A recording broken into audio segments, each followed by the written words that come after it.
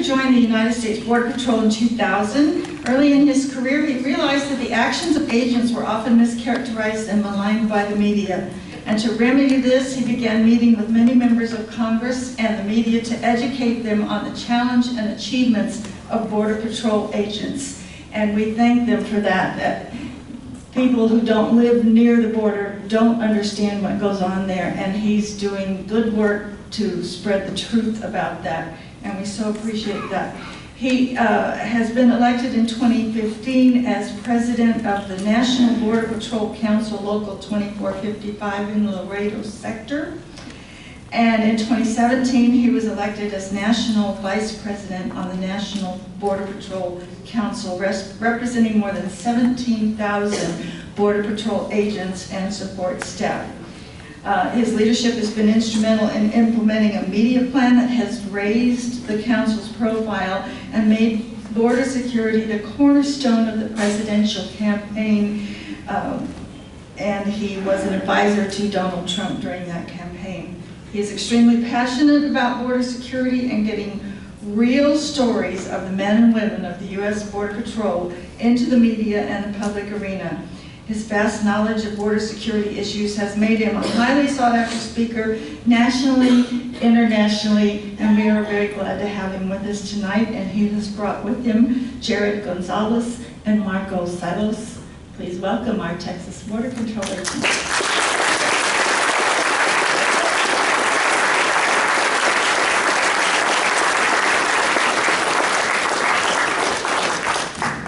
All right, so first of all, I'm not an attorney and I'm not a judge. All right, so I am a Border Patrol agent, and we want to thank Julie and the Tea Party here for this invitation. I think it's very important for us to come out here and kind of tell you what's going on the border, especially for folks that are not in the border. I want to introduce my partner, Marco Solis, sitting over here. And somewhere on the side over here is Jared Gonzalez. So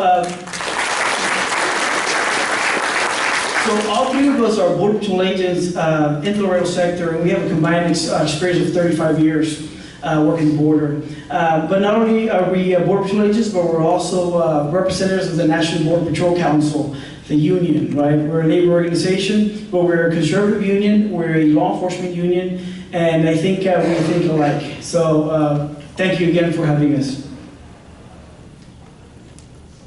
I'm going to give you guys a little bit of background of what the National Border Patrol Council is. The National Border Patrol Council is a labor organization, and we represent approximately 17,000 Border Patrol agents and support staff.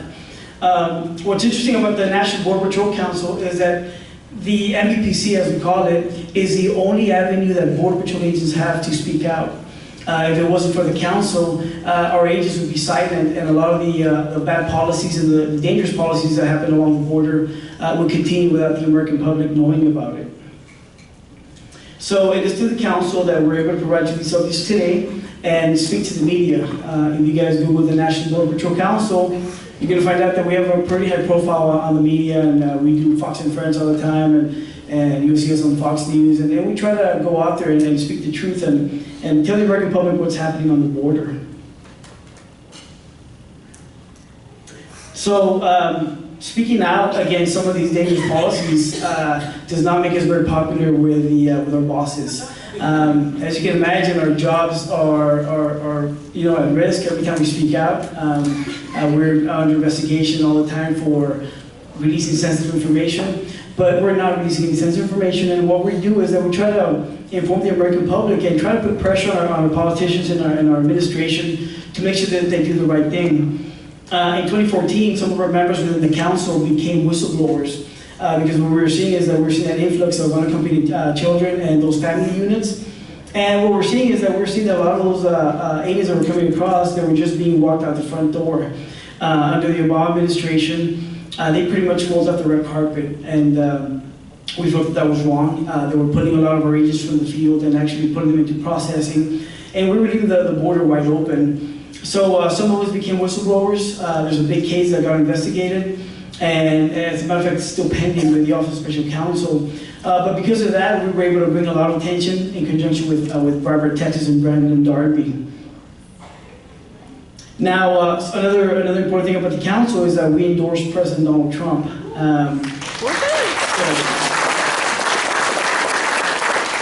of course, we got a lot of heat, from a lot of people, but we thought it was the right thing. We think that President Donald Trump believes in border security and supports Border Patrol agents.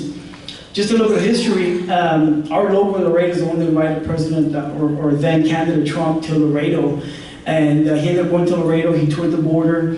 Unfortunately, because of some heat that we got from DC, we were not able to fully participate with President Trump. But we did meet with him privately, and we kind of gave him a good information on the border and some of the things that we need in border security.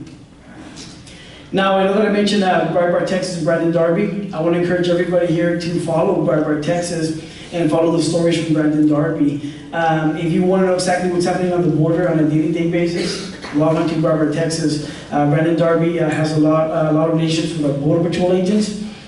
He's got a lot of sources, a lot of leakers, and a lot of the information that's on there is truth, and it's the most accurate. So I want to encourage everybody to do that. Now, I want to give you guys a little bit of background on the relationship that we have with President Trump and the relationship we have with Trump as a candidate. We endorsed President Trump, and through his campaign, we had numerous meetings with him, private and public meetings, where we discussed a lot of different issues like manpower, technology, the wall, of course, catch and release policy that was implemented by Obama, and some of the false credible fears that the aliens were claiming on the border. So throughout his candidacy, we met with him privately and publicly. Now that he's a president, it's a little bit more difficult to meet with him, but we have met with him and we continue to meet with his staff members. What is nice about that is that now we at least have direct communication to the president. Before, under the Obama administration, the communication was non-existent. Our organization never ever met with the president. And by the way, never met with Hillary Clinton either, so, which is good. But again, we felt that President Trump supported border security. He was very strong about it, and day one, he came out supporting border security. Again, the policies and the rhetoric under the Obama administration were horrible. The policies and the rhetoric that was being put out encouraged illegal immigration. One politician would talk about amnesty, and then here we were on the field and we started seeing the wave of illegal immigrants coming across. Then they would be talking about how they would not be deporting children, and then here we're getting children. And then they would be talking about how they wouldn't be deporting female pregnant illegal aliens, and here we got a wave of illegal aliens that were pregnant. So it's very important what our politicians talk about publicly and even privately. They need to make sure that they take a hard stance and that they're truthful in what they're saying. And now with the Trump administration, as you all know, we've seen a decline in illegal border crossings, and we've also seen the apprehension rate come down. But all that has to do because President Trump has been taking a hard stance on border security. It's just rhetoric. But in reality, not a lot has happened within the Border Patrol. We still have a lot of the Obama holdovers, and not a lot has changed. The only reason you saw that decline in illegal border crossings was because President Trump was talking hard and he was taking a hard stance on illegal immigration. But for the past 4 months, that number has changed and has been rising. Now we're seeing more unaccompanied children coming across. We've seen those families coming across. We've seen those female pregnant aliens coming across. And unfortunately, what's happening is that if they're not from Mexico, if they're from other countries than Mexico, those people are still being released to this date. Now, why is that dangerous? It's very dangerous because, first of all, illegal is illegal, right? But we also don't know who we're letting in. A lot of people don't have records. When we conduct our records check in a processing center, if those people have never been caught or arrested in their countries or in our country, they're going to be like good people, right? But in reality, some people do have some very bad criminal backgrounds. So something that the message that we've been trying to spread with President Trump is that we need to get rid of those Obama holdovers up in the administration. Because if things don't change and if we don't start getting tough on the border, then those numbers are going to continue to rise, especially because they're finding out that nothing has changed. And just so you guys know, so you guys can get ready for the second part, we're gonna have a Q&A, so please have your questions ready. In case I don't cover any topic that you guys are interested in. Now, some of the other things that we've seen on the border now, we've been seeing a lot of people from Bangladesh. And the problem that we're getting with these people from Bangladesh and other countries other than Mexico is that when they come across the border, they start claiming that they're juveniles, that they're 16 years old, 15 years old. So what we do as Border Patrol agents is that we process these aliens as juveniles, and then they're transferred to these housing facilities up north in northern states. And once they get to these facilities, they'll send these juveniles to a dentist. They'll check their dental records, and it turns out that these guys are 20 plus, 21-year-olds, 22-year-olds. So at that point, they don't get detained, and they just get released under a notice to appear. For those of you that do not know what a notice to appear is, it's pretty much like a traffic ticket. When you get pulled over for speeding or for running a red light, that police officer gives you a ticket and tells you to come back within 10 or 20 days to go see the judge. We're pretty much doing the same thing on the border, and these people are given this notice to appear, and unfortunately these people never come back and they disappear into our communities. Now, something that we've talked about as the council is that we get people from all walks of life. We have a very dangerous job, because not only do we deal with the criminals on the American side that we have, but then we also deal with criminals from all around the world. From China, from Brazil, from El Salvador, from Guatemala, you name it. We don't deal just with the neighborhood criminals, we deal with criminals from around the world. And that's what makes our job very, very difficult. Later on, Jared is going to be talking about manpower and President's executive order. So, again, the notice to appear are continuing. Catch and release is alive and well. For those of you that have Twitter, I do have a Twitter account, and I usually post some little messages. And one of my most recent messages was just that catch and release was alive and well on the border. So, along with false claims to juvenile, we're also getting a lot of females that are a few weeks pregnant, a couple months pregnant, and even if they're not even showing belly, we will send them to the hospital to get checked, and the hospital will confirm that these females are in fact pregnant. So the policy that we have right now is that these pregnant females don't get sent back to their countries. Instead, they get released again into our communities. And that again is very troubling. So a while back, we're getting a lot of people that are coming across from Guatemala and El Salvador and Honduras. And what those people were doing, they were coming across, they were claiming credible fear. So the first thing that we do when they would encounter our agents, they would claim credible fear. You know, I'm afraid of going back to my country.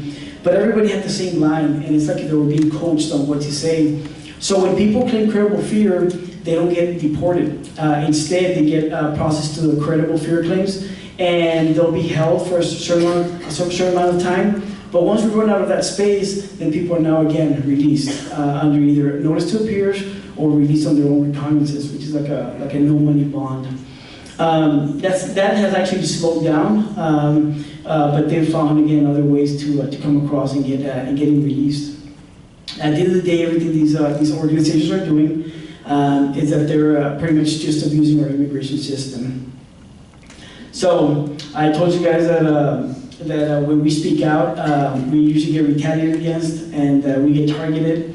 It's not nice when we fall under that pressure. It causes a lot of stress for us and for our families. But like you guys were talking about everybody being activists here, you know, in some sort of way we want to see ourselves as activists, and that we speak the truth and that we make a difference. And even though our jobs are constantly under attack, we still feel like activists, and we have to do the right thing, and we have to continue to speak out on some of the bad practices that are happening along the border. I know a lot of you guys are going to have a lot of questions about the wall. If we support it or don't support it. As a council, we do support a wall. We do need physical barriers. And something that we'll be talking about the wall is that we need walls in those areas, in the strategic locations where there's high smuggling rates. So if we have an organization that is smuggling a lot of illegal aliens from Mexico into the United States, then we want to concentrate on the wall in those areas. For example, in the Laredo area, we have the Zetas cartel, which operates in Nuevo Laredo. The Zetas cartels are very, very dangerous cartels, and they make most of the money from smuggling aliens, smuggling people into the country. and also the drug business. So in those areas where we have those dangerous organizations, we want to make sure that we put a wall so that we can slow down their business, because as it is right now, their business is booming and they're making a lot of money and they're bringing all these people across. So we really want to concentrate walls or barriers in those areas. And you guys can call them walls, fences, or barriers, it doesn't matter. You know, we want a physical barrier to stop people. History has shown us that the wall works. Some of you guys might not know this, but in the early 90s, late 80s, we had a big boom in the California border. We were getting a lot of, I wasn't even around during those days, but, and I'm not that old for the record. But history has shown us that walls do work. And again, in the San Diego sector, there was a lot of crossings, and you guys, for those of you that have seen the movie Born in the East LA, where you see all those people coming across and just rushing the agents, those are true stories. That's what used to happen, and agents would just try to catch as many as they could. But once they installed that fence out there, that second layer fencing, you know, it stopped the illegal crossings.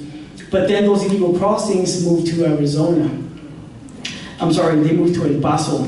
So then El Paso agents were having a very difficult time, and then they built the fence in El Paso, and then the surge shifted to Arizona. So Yuma, Arizona was getting killed out there. They were getting a lot of crossings and a lot of gotaways, and it was out of control. They built the fence, and it stopped, and now it shifted into the Rio Grande Valley. The Rio Grande Valley sector does have some fencing. And right now, they're working on some secondary fencing under the Trump administration. So the traffic slowed down because of Trump's rhetoric, not because there was some actual changes in policy. But what's happening now is that, again, these people are getting the clue that we're not doing anything and that they can continue with their business and continue to smuggle people. So our job is to kind of put it out there, that make you guys aware, put it on the media, put it in the public forum, and hopefully we get the right people to listen, and we can affect some change. Again, to this date, we continue to have communication with President Trump and his staff, but as you guys know, it's a big mess in the White House, and things aren't as easy as we would like. But nonetheless, we still continue to push forward. Just a couple of weeks ago, we met with Senator Cruz while in El Paso. He did hold a town hall meeting with a whole bunch of Border Patrol agents, and he heard firsthand from those agents on some of the concerns that we had. And some of the concerns range from not having enough vehicles to patrol the border, from not having river access roads to actually access the border. And he heard a lot of really good stuff about Border Patrol agents out there. And what was nice about that event is that after that town hall, we had a private dinner with Senator Cruz. And again, the questions and the information continued, and we kept on, telling him about the border.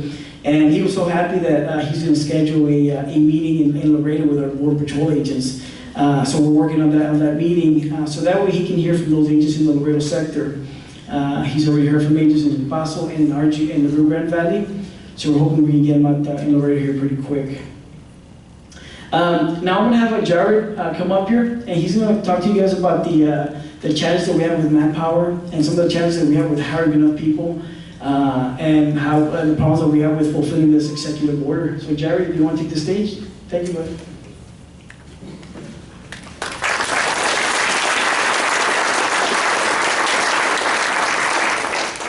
Hello everybody, my name is Jared. I'm Executive Vice President on the Local 2455. First of all, thank you for allowing us to come and speak. We drove all the way from Laredo, so it's about a 9-hour drive with all the traffic. 9/11, a big day. Where was I? I was in 4th grade, geometry class. So I wrote that down when we're standing there.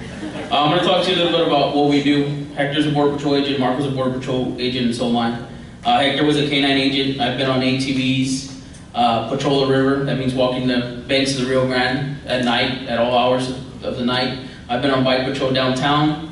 Marco's been on highway units where we've interdicted cars going northbound and they're headed to Houston, San Antonio, Dallas. One thing we can't argue, I guess all law enforcement officers, he can testify to it also. The more police officers we have and the more Border Patrol agents we have, safer America is, correct? When there's a scene and something happens, you know, if there's a shooting in your neighborhood or if there's somebody shoplifting, you want 5, 6, 7 cops there. You don't want to pick up the phone, dial 911, and 20 minutes later, waiting for a cop to show up. Congress has mandated that we have a little over 21,000 agents. Currently in the Border Patrol, we have 19,000 agents. The New York Police Department has 34,000 officers just in New York. So they have more officers than we have Border Patrol agents covering the northern and southern border. Yeah, it's pretty crazy.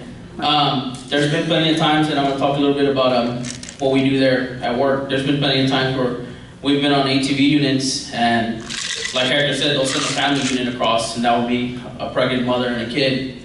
We'll send our assets that way, we'll hit our ATVs that way. Then they'll send another group of 5, and we'll go catch those. Well, if we have 2 agents working, you know, 5-mile area, we're tied up there, and they're running, you know, cocaine or marijuana, terrorist cartel, who knows what's getting through. They're coming through these other areas, and we don't even have enough manpower to respond. So we are catching maybe 30–40% of what's actually getting through the border. They're crossing the border, they're not staying in Laredo, they're not staying in Del Rio, they're not staying in Zapata, they're not staying, I mean, if any of you guys have been there, they're not staying there. They want to go to the Cowboys game, they're going to Houston, they're going to San Antonio, they're headed northbound. President Trump signed an executive order to hire 5,000 more agents. The more manpower, the better. The more illegals we can catch at the border, not catch and release them, deport them back, the safer America will be.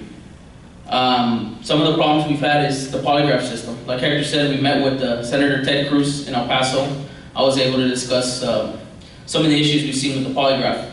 Believe it or not, we've had high military officers, Secret Service, and former Border Patrol agents apply for the Border Patrol. These top high clearance military background checks, they apply for the Border Patrol and they can't pass the polygraph. They'll fail the polygraph for some reason.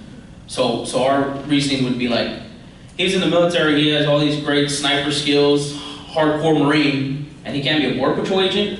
Or somebody that was a Border Patrol agent and they left to another agency and they didn't like it, they want to come back and be agents, and, oh, I'm sorry, you can't be Border Patrol agents. So we're able to expose the wrongdoing, I guess, of the polygraph, and we're able to revamp it a little bit. So hopefully we can hire more agents and get the border staff to ultimately keep the border safe, Dallas, Houston, all the United States safe.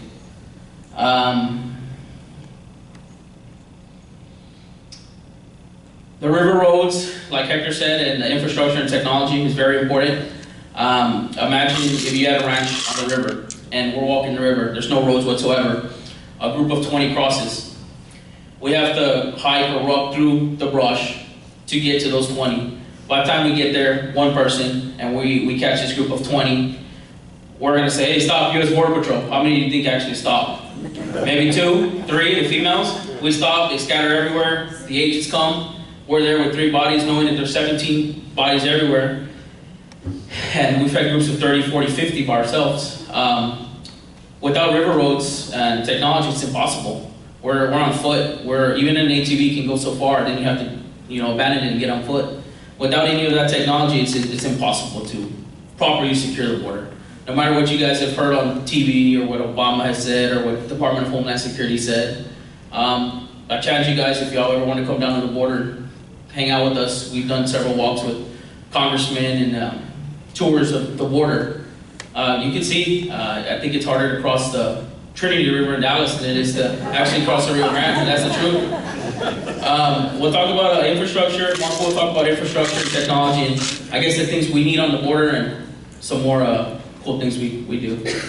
Also, I'm a recruiter, so if anybody is interested in applying for the Border Patrol or has kids, daughters, grandsons, anything, just get with me after and I'll give you my phone number and I'll show you a quick process on how to try to get them through, and you can come eat tacos with us on the border.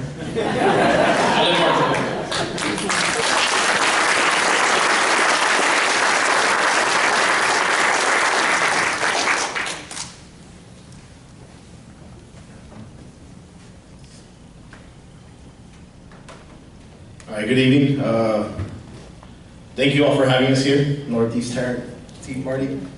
As Hector said, we are Border Patrol agents. I was actually at work last night till midnight. Got a few hours of sleep to drive 7 hours, well 9 hours in traffic to be here with you guys.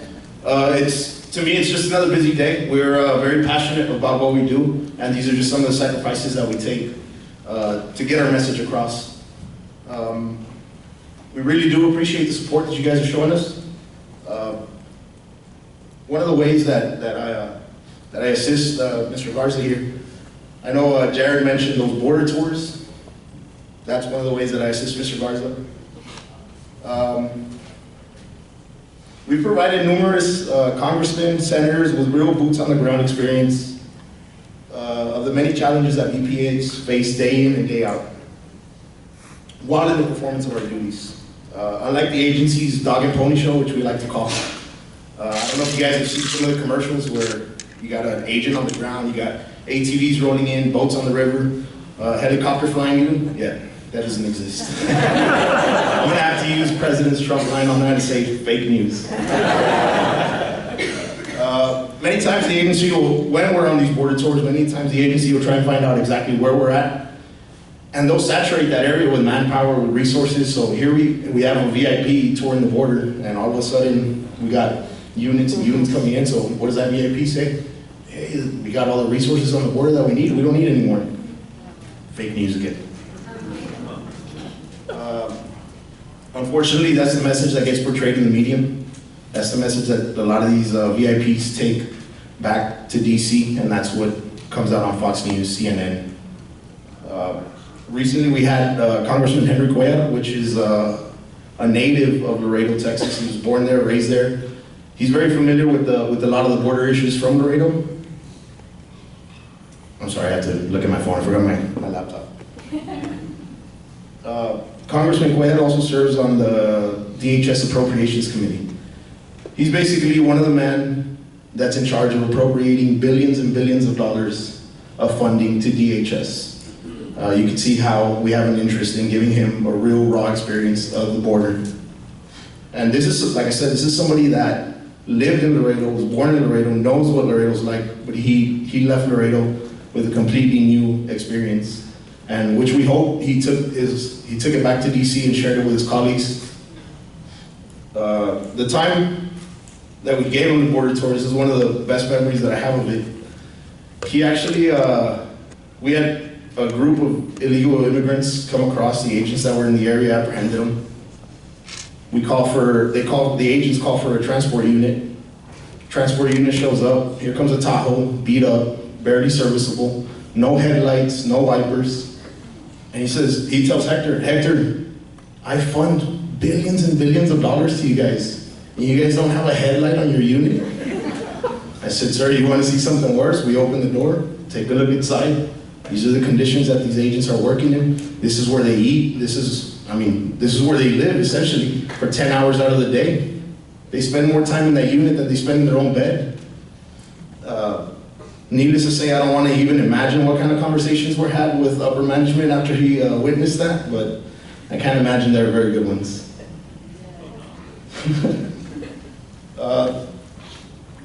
Like I said, that's the ultimate goal of these border tours, to provide that real raw experience. This is the way that the Border Patrol, these brave men and women of the Border Patrol work, day in, day out. And somehow, don't ask me how, we managed to get the job done, at least to the best of our abilities with the limited resources that we have. At this time, we'd also like to open an invitation to Northeast Tarrant Tea Party leadership. Come down to the border with us, like Jared said, come hang out with us. We'll give you a real boots on the ground. You'll be on the river, you'll walk some of the trails and experience it for yourself, and hopefully come back here and share it with your colleagues. With that being said, I'll turn it over back to Mr. Garza. Thank you.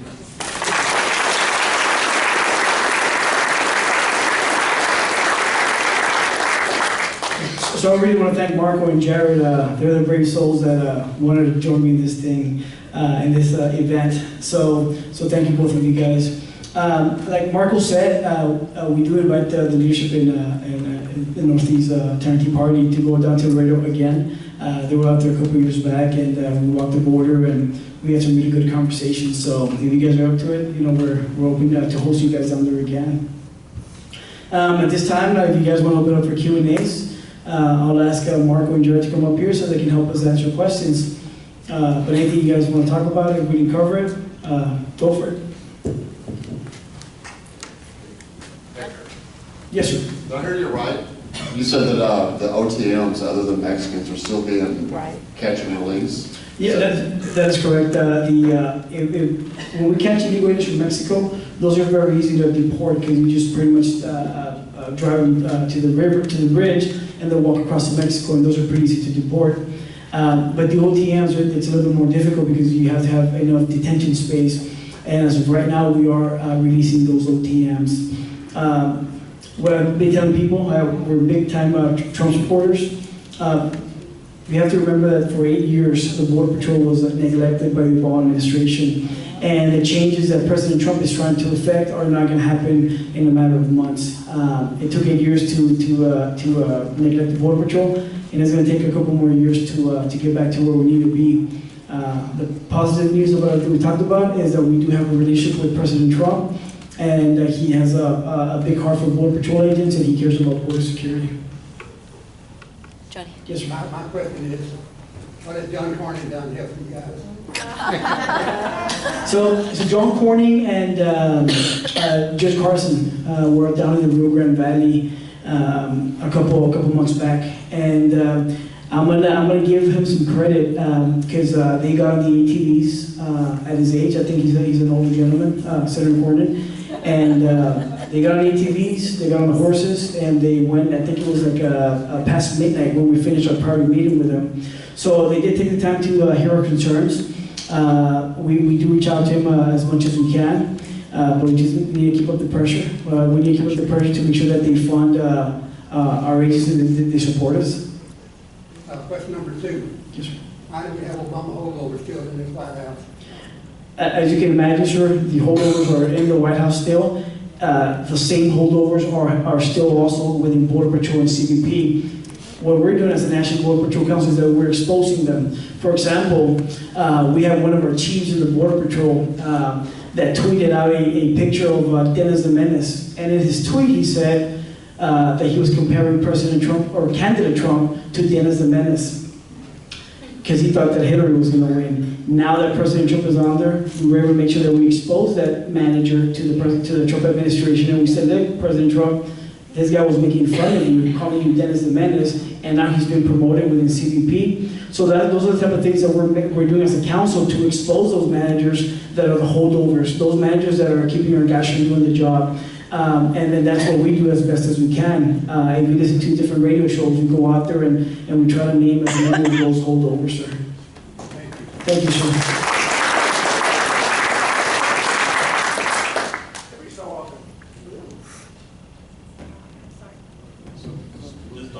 Yeah. Every so often, we see semis come across and tragically, full of people and then they eat.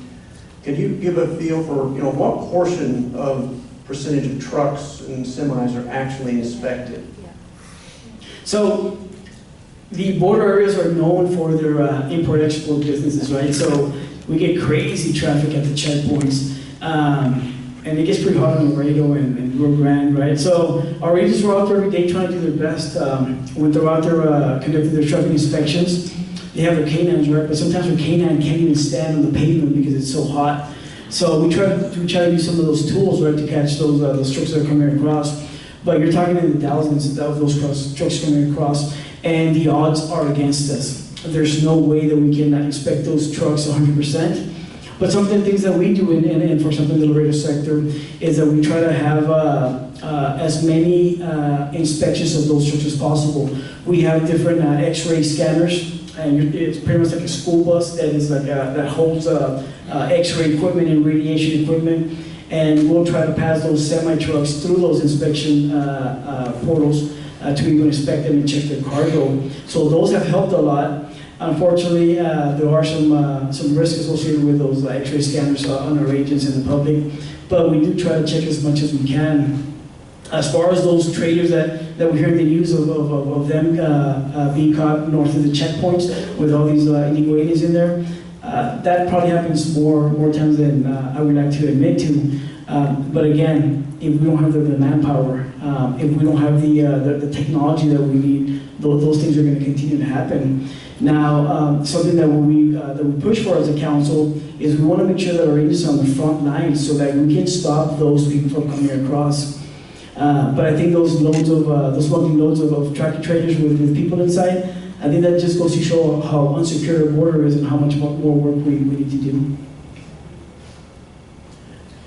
Yes, sir. We want to really appreciate what you guys do down there. I know you get frustrated sometime, and it's very frustrating to just beat your head against the wall, and we do appreciate that. And what can we do 200 miles, 300 miles away from the border? What can we do to help you do your job a little bit better?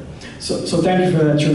It's a great question, and I really appreciate the support. So just like this gentleman said about Senator Cornyn, we need to hold our representatives accountable. We know that we have a whole bunch of local politicians come out here and ask for your support. When we give them our votes, that comes with a return, and we need to ask our representatives to do the job that we ask them to do. And we just need to continue getting involved. This is a prime example of something that we can do. And we need to contact those representatives that are in charge. And by the same token, support those candidates. So for example, Senator Cruz has an opponent, which is Beto O'Rourke out of El Paso. He's a Democrat. He hates the Border Patrol. He hates the National Border Patrol Council. So we have to make sure that we go out there and we support Senator Cruz, because Senator Cruz has given us his word that he supports agents of border security. And I think that's the plan of action, that we need to get involved and make sure to reach out to those elected officials. Yes, sir. We salute you all again. It's wonderful work that you're doing. You spoke a lot about what's happened to illegals and the reduction under Trump. What about the smuggling of drugs? Have you seen any improvement in that under the Trump administration? So if we don't get the proper physical barriers and the proper manpower, that's going to continue. To this day, it continues. When President candidate Trump visited Laredo, we had media from all over the world, from everywhere. And while they waited for the president to arrive in Laredo, or candidate Trump to arrive in Laredo, since there was a lot of media on the border, they caught a whole bunch of smuggling events. People coming across with dope and loading into vehicles and successfully getting away. So if we don't have the manpower and the boots on the ground, we're not going to be able to get a hold of all these drugs that are coming across. Unfortunately, these drugs, again, don't stay on the border. And one of the very dangerous drugs that's coming across the border right now is fentanyl. Fentanyl is very dangerous, and it also exposes our agents to a lot of dangers. It used to be that in the past, our agents would be at the checkpoint checking vehicles for drugs and for illegal aliens, and you would catch like a load of cocaine or a load of marijuana, and we would take trophy shots, kind of saying like, look, I caught this big load, and you would pose and everything. Well, the message that we've given our agents and law enforcement officers is, take your time whenever you're gonna check these compartments for drugs, because now you don't know what it is. We have a drug called liquid meth. It gets over our agents, and it's very dangerous. So we try to stop those drugs as much as we can. But again, they're not stopping at the border. They're coming to our elementary schools. They're coming to our family members, to our communities, and we have to do more. Jared said it perfectly. We want more than one cop just responding to that call. As I told you, we want more border patrol agents to be able to secure the border. It's a big border. There's a lot of money that the cartels make, and we need to stop that business. For them, they're thriving right now, and we need to do more. So during this past legislative session, there was a lot of the representatives from the border saying how safe it was and how unnecessary the sanctuary city ban was. And I guess that's a twofold question of like, is it really, like, what's the truth? And then also, has there been any effect? I know you said with candidate Trump, there was a big decrease. Has there been any decrease because of the sanctuary city ban? So the fact that the border is secured is completely fake news. Okay, the borders are not secure. With this sanctuary city policies, we support them because that sanctuary cities encourage illegal immigration. You have these people that come across and they successfully get away from agents, and they make it across the border, and they make it to these northern states and to some of these cities up in Dallas and Houston and you name it. And these people are actually encouraged to come to those cities and get jobs, and they're protected. And our local police officers are discouraged from even asking any type of immigration question. They're discouraged from even referring them to ICE, for example. When our police officers arrest some of these people that are suspected illegal immigrants, they're discouraged from not reaching out to the immigration authorities because of the sanctuary city policies. So we definitely support sanctuary city, the policies against sanctuary cities because it does encourage illegal immigration. And our local politicians should support any legislation that stops sanctuary cities. This will be our last question. In the recent hurricane in Houston, Governor Greg Abbott allowed various volunteer groups like the Cajun Navy and the Oath Keepers to assist in various duties. And you know, the Oath Keepers, a volunteer group of ex-military and retired law enforcement and very well-trained individuals, and they were able to guard a warehouse down there where supplies were being brought in. It was near a gang neighborhood. And so Greg Abbott took advantage of these volunteer groups like that. Is it possible that until you get the staffing that you need, that the Border Control could work with some of these volunteer groups that are trained military and police veterans to help and assist on the border? So that's always a great idea. We have a great relationship with the Texas Border Volunteers, and I know Mr. Gibson is in the crowd, but we talk to Mr. Gibson a lot, and I know that we support the Texas Border Volunteers. But we've had some very horrible stories with volunteers showing up at the border. A lot of people show up with great intentions to be able to, volunteer the time and kind of keep an eye on the border. But the border is not secure. It's not safe, and unfortunately, we've had a lot of those volunteers that have gotten sued because they've done things that they were supposed to, or they were carrying weapons that they weren't supposed to be carrying on the border. And a lot of these border towns, the local police and the mayors and stuff like that, they are very anti-border patrol and anti-border security. So sometimes they kind of pick on those volunteers, and unfortunately, they get harassed by local law enforcement or whatever. But you have to leave border security to the border security experts. I know that Governor Greg Abbott sent DPS out to the valley. They were a great help. However, those DPS troopers are not the border security experts. As agents, we go down there and we recognize certain landings on the river, we recognize trails, we recognize where the smuggling activities occur. So, if anything, support Border Patrol agents, support legislation that supports Border Patrol agents, support funding for walls, support funding for additional manpower, and that's where we would ask that support. Of course, if we get volunteers that go down to the border, God bless them, and we'll welcome them with open arms, but it's not something that I would recommend at this time. All right, that's all we have time for. Hector had asked me earlier today, he said, what is it that you want me to cover with y'all? And I said, just tell it like it is. Do you think he did that?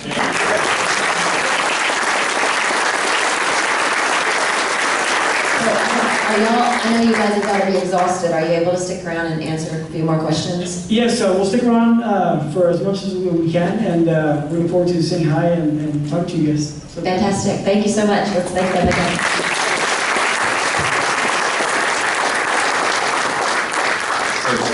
Was anybody planning